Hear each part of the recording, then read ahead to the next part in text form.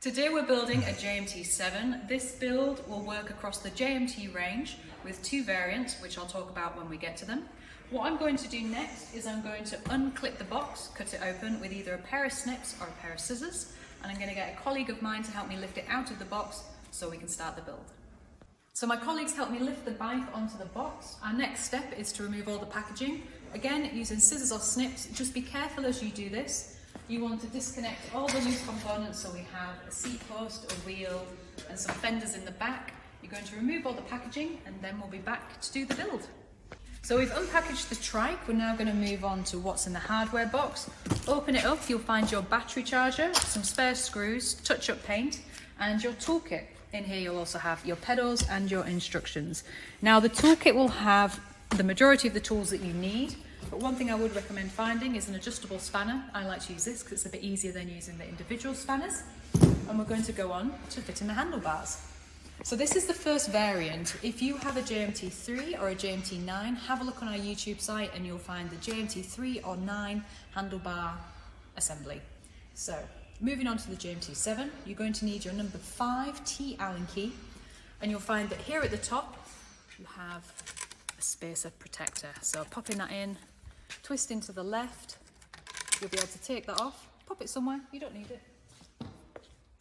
Noticing that you have 3 spacers here, leave them in place, grab your handlebars, which you've unpackaged, and what you'll need to do is protecting this Allen bolt here, you'll have this little cap, so you need to remove that cap. You can prise it off with your nails or use a screwdriver, then placing it straight over the top, shimmy him down. Might take a little bit of movement, but it'll sit nice and flush over those spacers. Grabbing your 5.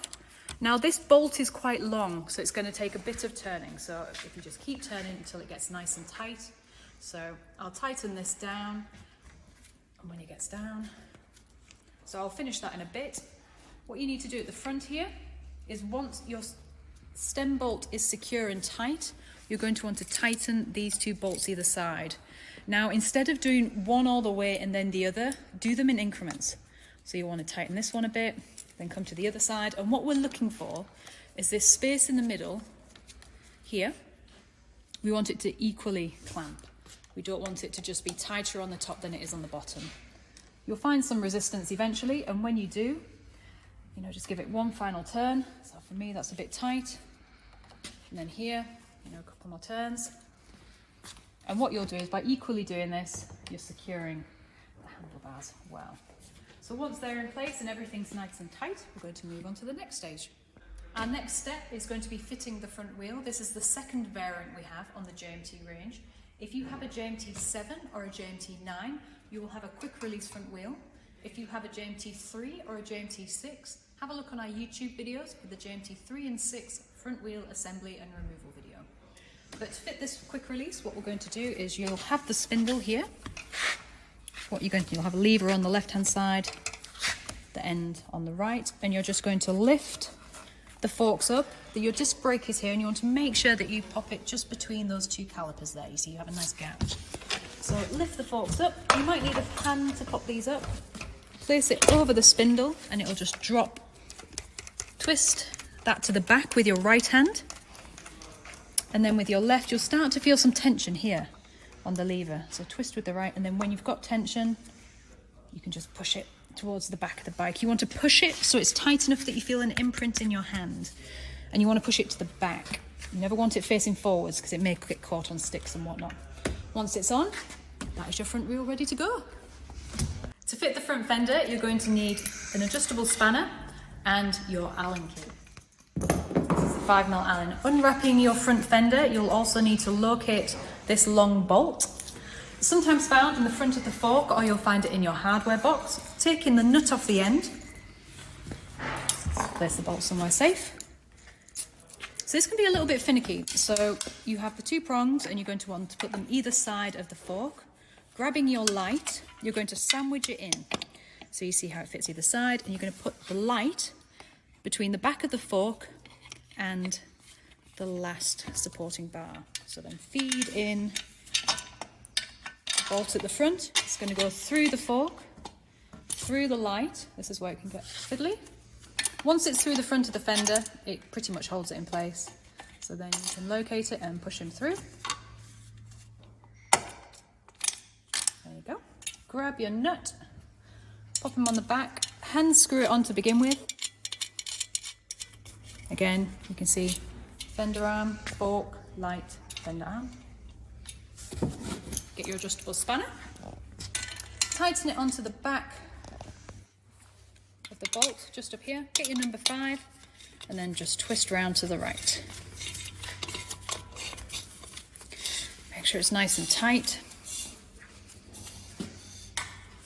Go. Once it's nice and tight, you can then do micro adjustments to move it left and right, and the light pivots depending on the terrain that you're on. And that is your front fender. So we're going to attach the LCD screen. So looking at the front of the bike, you'll find 2 cables with green fittings. You'll notice this one has some holes in it, this one has some prongs. The advantage is they're both triangular, so it helps you locate the orientation to fit them together. If in doubt, look for the 2 arrows here. So you line them up and you push them nice and snug. Next, using a pair of scissors or snips, you're going to snip the keys off the handlebar and then pop them in the battery so that we know that they're nice and safe. And then we'll move on to the next build. Next, we're going to be fitting the pedals and putting the seat post in. The best idea is to grease up the thread of the pedal and also the end of the seat post. This helps with any metal wear. You'll notice on the end of the pedals, it'll say WL and WR. WL is for the left-hand side of the bike. WR is for the right-hand side of the bike. When fitting the pedal, what you want to do is you want to twist to the front of the bike. So holding the crank arm, pop it in, and then twist to the front. There you go. Once you've got it seated, a little trick for you is holding the pedal, twist backwards, and it'll wind itself on. If you don't want to do that, you can just find the 15mm spanner from your kit and you can hand wind it on instead. Ooh, going to the front of the bike. Make sure it's nice and tight. Then once that's on, grabbing your seat post, pop it into the channel, and then you'll notice that maybe it's a little bit too slack. Twist towards the front of the bike to tighten it. And again, you're going to want to make sure that this has an imprint on your hands. So twist towards the front to tighten the seat post and towards the back to loosen it. So there we go. Obviously making sure it's facing the front of the bike. Fitting the rear fenders, you're going to need your 5mm T Allen. You'll also find the bolts are already screwed into the fenders, so don't go looking for them, they'll be screwed in. And these work with a regular washer. You'll have a spring washer, that's one with a cut in it, and that's what you'll need for fitting them. I've already popped the right one on. So holding the fender in place, you're going to want it about an inch above the tyre. Feed it through the back basket and just hand tighten it into the fender for now. This is just so secures it slightly. So there's one. You can rest the fender on the wheel. You don't need to hold it the whole time. Grab the second one, feed it through, and again, hand tighten.